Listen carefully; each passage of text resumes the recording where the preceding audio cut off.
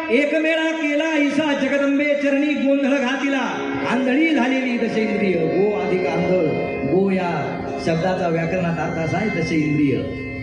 आंधळी झालेली दशे इंद्रिय जगदंबेच्या नामचिंतनाने आणि परावाणीने केलेल्या गायनाने शुद्ध करून घ्यायची आणि तिच्या चरणाशी लागायचं. याला काय म्हणायचं?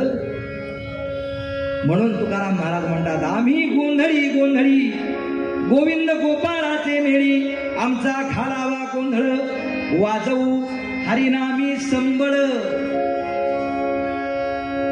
असा हा गोंधळ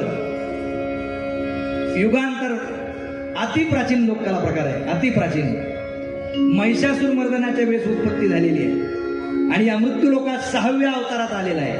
परशुरामाचा 6वा अवतार आणि त्यांची आई कोणती? रेणुका माता. आणि त्या रेणुराई कुळातले आम्ही गोंधळी.